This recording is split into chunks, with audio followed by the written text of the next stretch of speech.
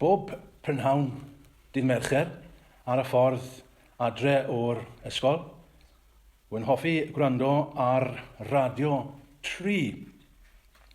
Oherwydd mae yna oedfa yn cael ei darlledu bob wythnos ar brynawn dydd Mercher ar radio 3 o ryw eglwys, fel arfer yn dod o Loegr. Enw'r oedfa yw Coral Evensong. Credu bod nhw'n darlledu ar brynawn neu'n chwarae recordiad ar brynawn dydd Sul hefyd. Rhywbryd yn ystod yr oedfa, bob wythnos, oherwydd mae'n dilyn yr un patrwm, fydd y vicar neu'r offeiriad yn dweud y geiriau hyn.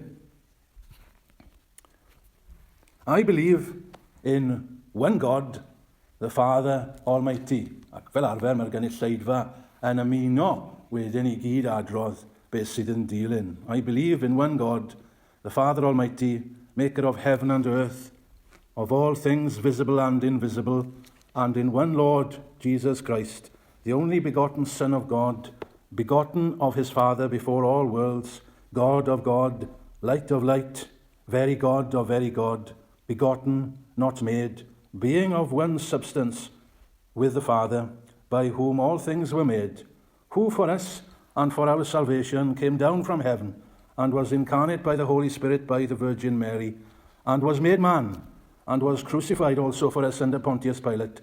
He suffered and was buried, and the third day he rose again, according to the Scriptures, and ascended into heaven, and is seated at the right hand of the Father. And he shall come again with glory to judge both the living and the dead, whose kingdom shall have no end. And I believe in the Holy Spirit, the Lord, the giver of life, who proceeds from the Father and the Son, who with the Father and the Son together is worshipped and glorified, who spoke by the prophets.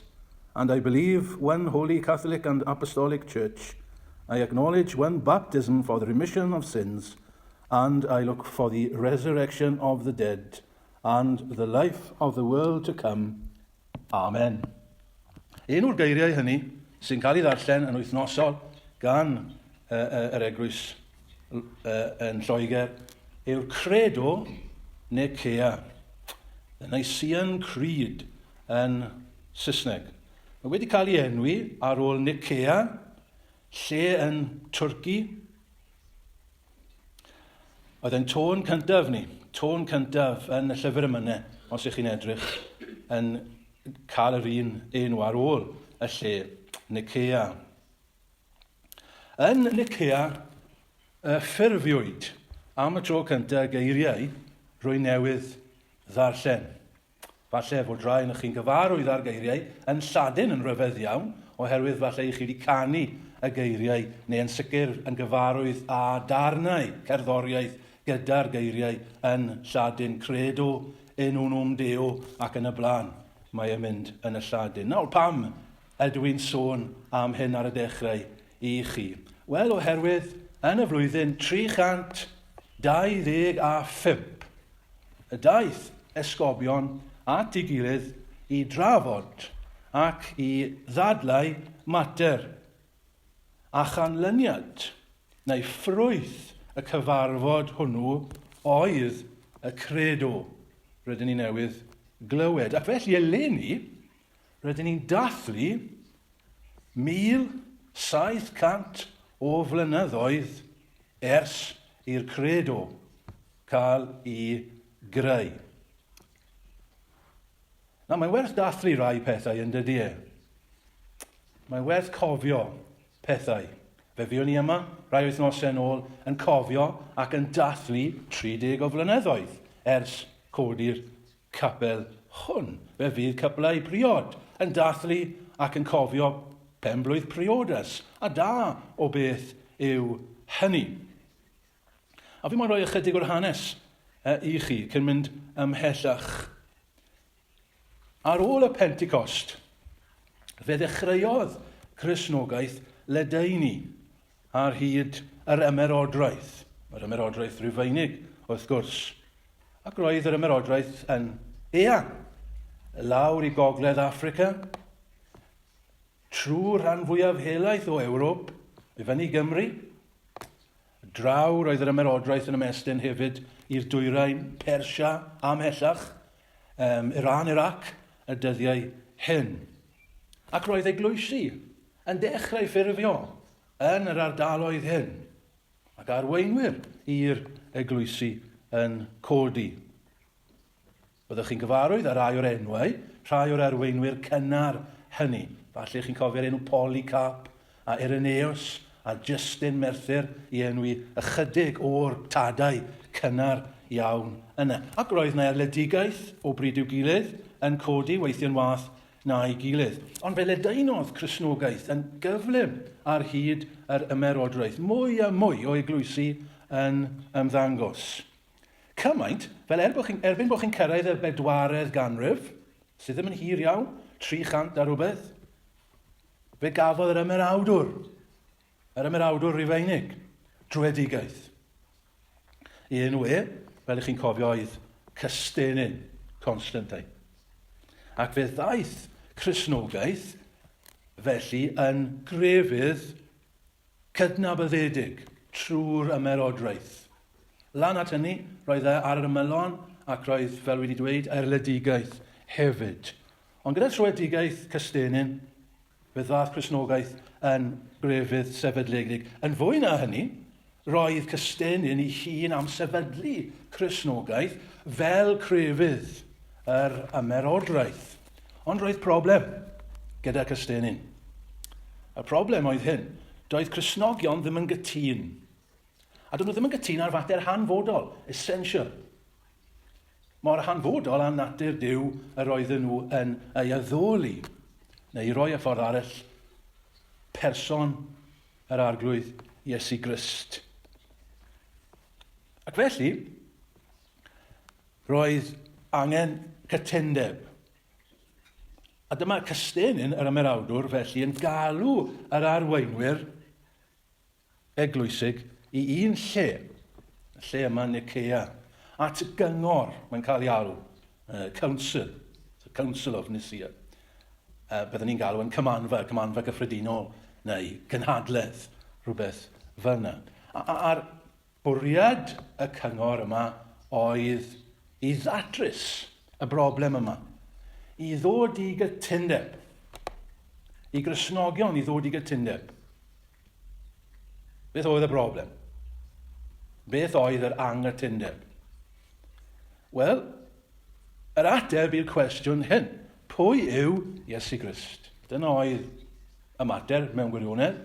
Pwy yw Iesu Grist? Nawr, roedd pawb yn gytun i fod yn fab Duw. Ond y cwestiwn yw, beth oedd hynny'n golygu i fod yn fab Duw? Roedd rai wedi dechrau dysgu, chi'n gweld, o fewn yr eglwys, bod Iesu Grist yn greadur. Hynny yw i fod e wedi cael ei greu. Nid Duw yw e. O leia, nid Duw yn yr ystyr fod Duw y tad yn dduw. Falle byddwn nhw'n bobl yn galw yn dduw, ond nid Duw yn yr ystyr fod Duw y tad yn dduw. Un o'r pobl blaenllaw yn hyn i gyd oedd dyn o'r enw Arius. A mae enw wedi esgor ar y thrawiaeth, roedd a'r bobl oedd yn cytuno ag yn Lledaenu, sef Ariaeth. Roedd Arius yn gweld, wrth ddarllen y Beibl, mae un Duw sydd. Roedd e'n gweld hynny yn glir. Dim ond un Duw sydd. Dyw Cristnogion ddim yn credu mewn mwy nag un Duw. Un Duw yn unig sydd. Roedd Arius a'i ddilynwyr yn cydnabod fod Iesu Grist yn berson mawr, uchel, yn fwy na'r anghelion. Yn wir, fe oedd wedi creu popeth, Iesu Grist. A mae e'n fab Duw. Dim dawt am hynny. Ac mae e'n amlwg yn wahanol, yn berson gwahanol i'r tad. Nid yr un person yw e a'r tad. Ac felly, meddai Arius, mae e methu bod yn dduw. Un o ddywediadau Arius oedd hyn. Roedd na amser pan nad oedd y mab. Ac roedd llawer yn dechrau credu hyn. Tra bod eraill yn dweud, na, dyw hwn ddim yn iawn. Ac felly, roedd rhaid cael y Gristnogion i'r arweinwyr o Leia i Nicea, i drafod mwyn dod i gasgliad. A'r casgliad unfrydol, sylwch hwnna ffrindiau, achos mae rai pobl ddim yn gwadu hyn, ond y casgliad unfrydol, oedd bron y bod pawb yna,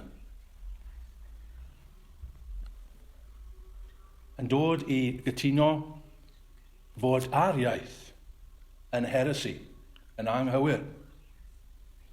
Ac fe ffurfiwyd y credo a ddarllenysi ar y dechrau. Ond nid diwedd y stori, oherwydd fe ath y dadlau ymlaen am rhai blynyddoedd wedi hyn. Ac roedd rhaid diwygio y credo ychydig.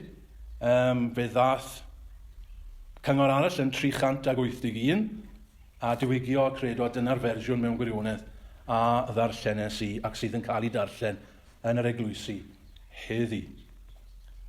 Beth oedd y credo yn datgan? Beth oedd e'n ceisio gwarchod? Safeguard. Wel, hyn ffrindiau, fod Iesu Grist yn fab tragwyddol y tad. Fe sylwch chi'r geiriau falle, chi'n gyfarwydd ar geiriau hyn. Begotten, not made.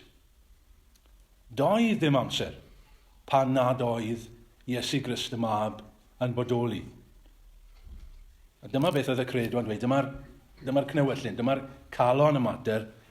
Mae Iesu Grist o'r un sylwedd, dyna'r gair bwysig, sylwedd, of the same substance as the Father. Mae o'r un hanfod, mae o'r un anian, he's of the same being as the Father. Mae e'n gyfartal ar tad o ran diwdod. Mae e'n gyd dragwyddol gyda'r tad. Ie, un Duw sydd. Ie, un Duw sydd. Ond mae yna 3 pherson. Mae yna'n ddirgelwch i ni. Dyn ni ddim yn gallu deall yn un llawn, ond rydyn ni'n credu ac rydyn ni'n datgan y peth. No, dyna'r hanes ar y dwi wedi cymryd chwarter awr i roi'r hanes i chi, a chi wedi bod yn amyneddgar iawn, ac i chi'n meddwl, wel, beth mae hyn i wneud â ni? Dyn ni ddim yn clwb hanes yma? Na, dyn ni ddim. Mae rai yn chi ddim diddordeb yn hanes, a mae hwnna'n iawn. Dwi ddim yn rili yn hanesydd fy hun, wad ydw i ddim. Pam ydw i'n sôn am hyn? Pam mae'n werth i ni nodi gyda'n gilydd? Pam mae'n berthnasol? Dyna'r gair berthnasol. Why is this relevant? Ydy hwn rhywbeth i wneud â ni o gwbl yn resolfen yma yn 2025 gyda'n holl broblemau ni? Pam sôn am Credo Nicea wrthych chi y bore yma? Wel, mae e'n berthnasol ffrindiau. Mae e'n bwysig. Oherwydd mae'n dod yn ni at y cwestiwn bwysig. Y cwestiwn bwysig sydd i ni. Sef, beth yw Cristion? Cristion yw rhywun sydd yn derbyn. Cristion yw rhywun sydd yn credu. Ac yma mae'n credu y credo a ddarllenysi cyn y fach.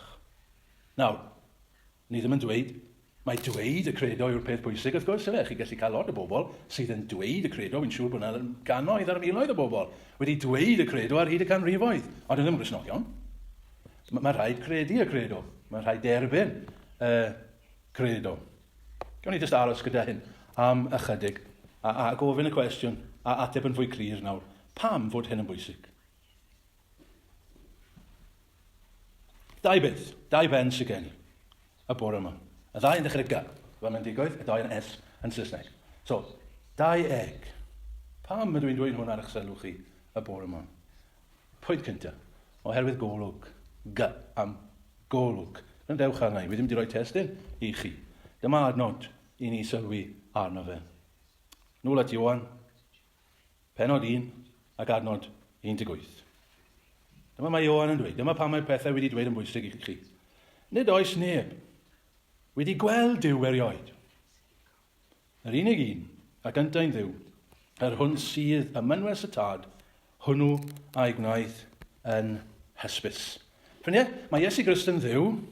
Pam ydy ni'n dweud hynna? Achos y bobl yn Nicea? Na, ddim achos bod nhw wedi dweud hynny yn Nicea. Oedd yn digwydd bod nhw'n iawn, gallai nhw wedi bod yn anghywir.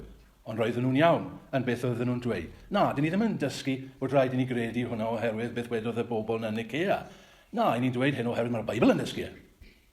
Mae'r Beibl yn dweud mae Iesu Grist yn Dduw. Ydy, mae e'n dysgu mae dim ond un Dduw sydd. Ond mae e'n dysgu fod Iesu Grist yn Dduw. A mae'r Ysbryd Glân yn Dduw. A mae Iesu Grist yn wahanol i'r tad. A mae'n wahanol i'r Ysbryd Glân. Ond mae e'n Dduw. Nawr, dwi ddim yn ei brofi hynny. Byddwn ni jyst yn dweud, os ys unrhyw un yn darllen y Testament Newydd yn onest, o Mathew i datgyddiad, maen nhw'n dod i sylweddoli. Unrhyw un sydd yn darllen yn onest, fod Iesu Grist yn Dduw.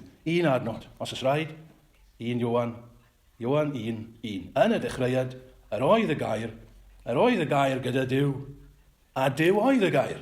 Does dim byd mwy clir na hynny i gael. Mae Iesu Grist, y gair fel mae Ioan yn galw e, oedd e gyda Duw, oedd e'n wahanol i Dduw, roedd e'n mynwys y tad, ond Duw oedd e. Mae o'r un hanfod a Duw. Nawr, pam mae'n bwysig? Pam mae'n bwysig i chi a fi? Does dim graddau hanes gyda ni, a does dim graddau diwinyddiaeth, a does dim angen y pethau hynny. Ond mae'n bwysig oherwydd beth mae Ioan yn dweud. Nid oes neb wedi gweld Duw erioed. Mae'n wir ydw e. Does neb wedi gweld Duw. Di chi, na fi, ddim wedi gweld Duw. A dyn ni ddim yn wedi gweld Duw. Mae Duw yn ysbryd. Mae Duw, mae'r Beibl yn dysgu, yn anweledig, invisible. Chi ddim yn gallu gweld rhywbeth sydd yn anweledig. Dyn ni ddim yn gallu gweld Duw. Mae rhaid i ni fynd ymhellach na hynny, ffrindiau. Nid yn unig, dyn ni ddim yn gallu gweld Duw gyda'r llygad. Ond, pan mae'n dweud gweld Duw, mae'n meddwl, dyn ni ddim yn gallu deall Duw. Dyn ni ddim yn gwybod dim byd am Dduw. Na beth ni'n dweud pan ni'n dweud gweld, dyn ni ddim yn deall. Ni'n clywed pobl yn dweud, ni'n dweud, fi'n gweld nawr. Beth ni'n meddwl yw, ni'n deall. Does neb wedi gweld Duw, does neb yn ni'n deall. Gael dweud y ffordd arall, ffrindiau. Beth yw ein broblem ni? Pam y bywyd yn ddiflas? Pam y bywyd yn rhysoch i ni? Pam y bywyd yn bos i ni? Pam i ni fel bobl sydd yn ymbalfalu? Achos does neb wedi gweld Duw. Beth sydd angen arno ni? Yr hyn sydd angen arno ni i weld. A mae Ioan yn dweud, yr unig un, ac yntau yn Dduw, hwnnw a'i gwnaeth yn hysbys. Chi'n gweld beth mae'n dweud ffrindiau? Sneb wedi gweld Duw, mae'n amosib. Ond mae Iesu Grist wedi dod. A mae e'n Dduw. Ac wrth edrych arno fe, i ni'n gweld. Dim jyst gweld, ond deall. Mae pethau'n dechrau gwneud synwyr. Yr hwnna'n gwelodd i, medd Iesu Grist, yr hwnna'n gwelodd i, a welodd y tad. A dyma'n hangen i, ffrindiau. Ac angen pennaf chi y bore yma yw i weld. I weld Iesu Grist, ac o'i weld chi'n gweld Duw. Chi'n dechrau deall Duw. Nawr, sut ni'n neud hynny? Ydw i'n dweud wrthych chi i gael copi o Beibl, y plant, a edrych ar lluniau o Iesu Grist. Chybod rhywun gyda gwallt melyn a llygad glas. Na, fi ddim dweud wrthych chi'n neud hynny o gwbl. Nid dyna ffordd i chi'n gweld y mab. I ddweud y gwir, peidwch wneud hynny. Y Beibl yna, llosgwch nhw, achos dyn nhw ddim werth o gwbl. Unrhyw luniau o Iesu Grist, peidwch boddred yn nhw. Nawn nhw fwy o ddrwg i chi na da. Ni ddim bod i'n neud lluniau o Iesu Grist. No, nid na beth mae'r Beibl yn dweud pan ni'n dweud mae rhaid i ni edrych ar Iesu Grist. Wrth edrych ar Iesu Grist i ni'n gweld Duw, beth ni'n golygu yw hyn? Ni'n darllen amdano fe. Fan hyn. Yn y Testament Newydd.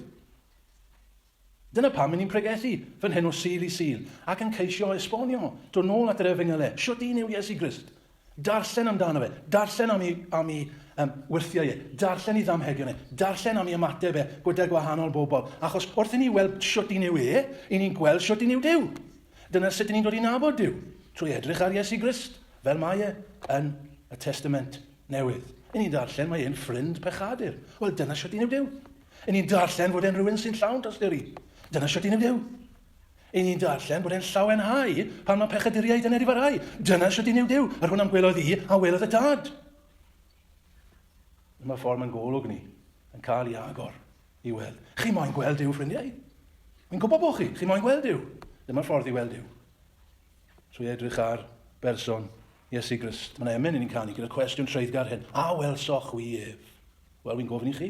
A welsoch chwi ef? A welsoch chwi ef? Ydych chi wedi weld e? Iesu Grist. Ai dyma'ch dymuniad pennach chi fel David Charles? O, na chawn ni. Olwg hyfryd. Ar ei wedd, mae'n gwybod. Os fi'n gallu gweld y person yma, byddai'n gweld Duw. Ni welodd neb Duw erioed. ond mae e'n gallu ei mynegu i ni.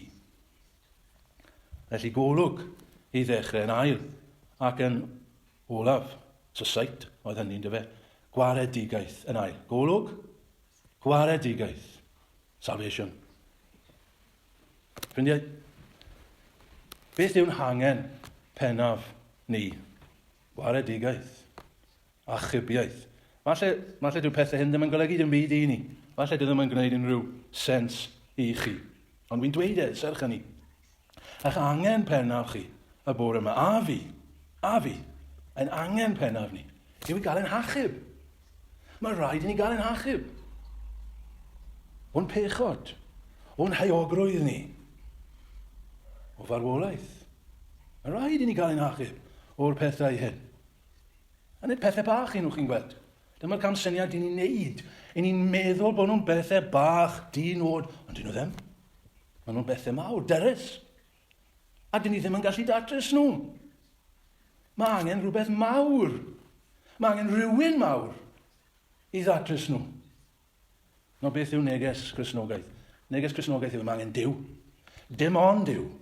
Dim ond Duw sydd yn digon mawr i roi waredigaeth i ni. Neb arall. Neb arall yn digon mawr i'n hachub. Neb arall yn digon cryf. A dyma neges Cristnogaeth. Mae yna un sy'n gallu'n gwared ni. Un. Dim ond un. Pwy yw e? Wel, Duw yw e. Duw aeth i Bethlehem a dod yn fabi yn ein lle ni. Neb llai. Duw. Pwy aeth o gwmpas ac yn dweud y damhegion ac yn neud y gwirthiau? Duw oedd e. Pwy aeth i'r groes, ffrindiau? Duw.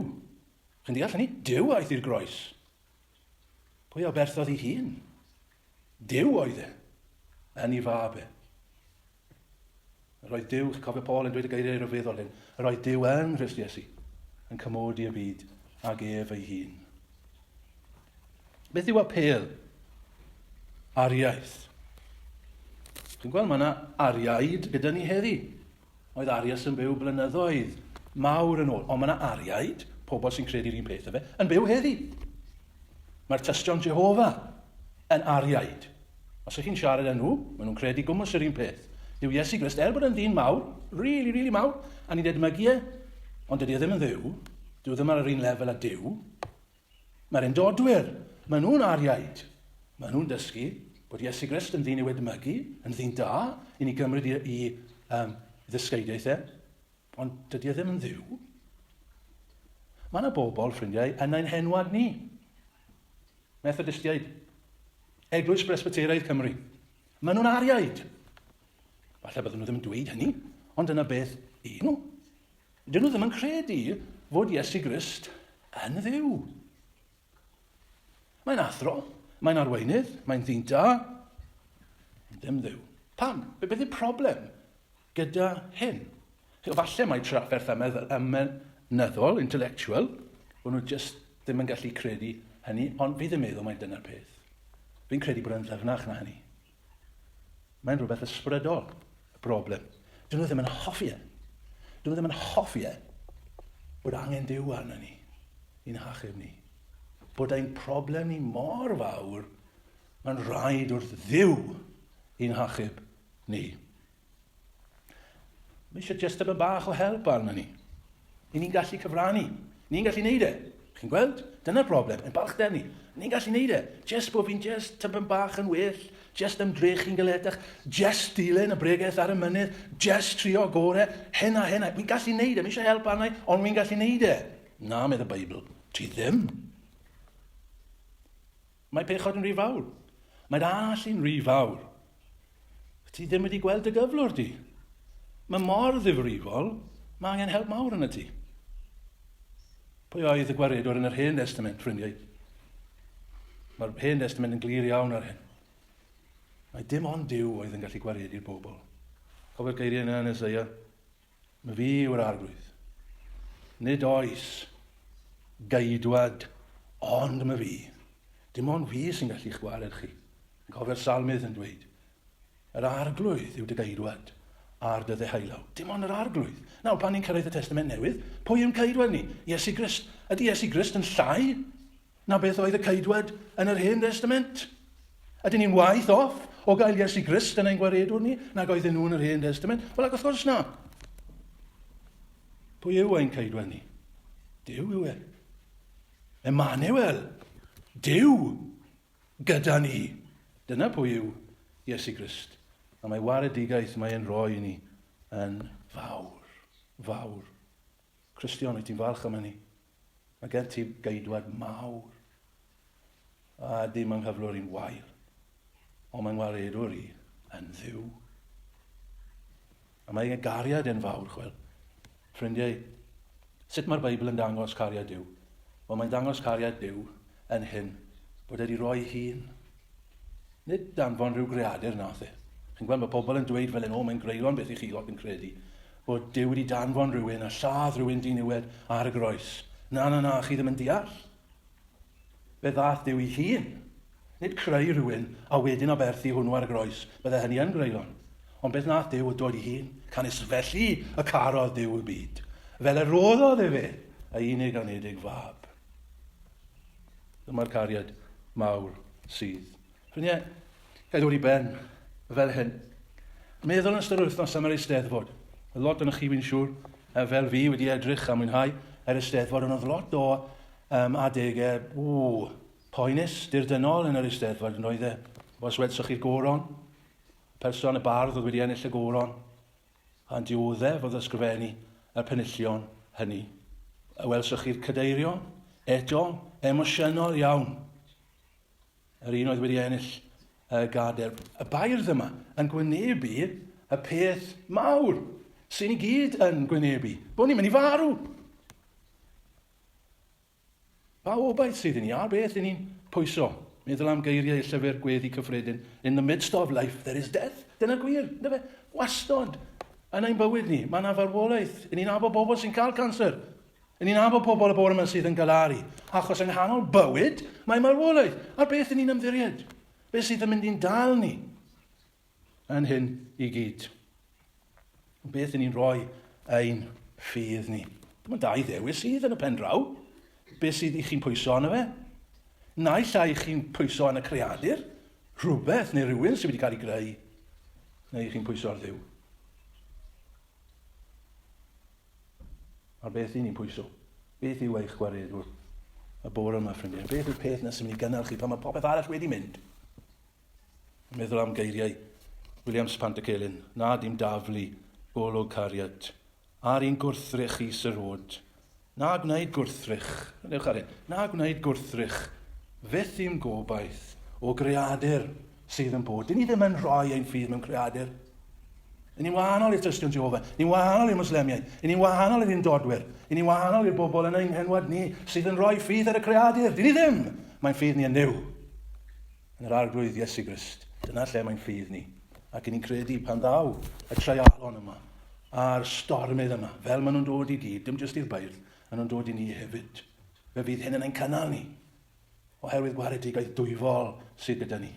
Mae Duw ei hun yn mynd i ein cadw ni. Ffrindiau, i orffen. Rhyn cwestiwn, ac oedden ni'n gofyn pythefnos yn ôl, a wyt ti'n credu hyn?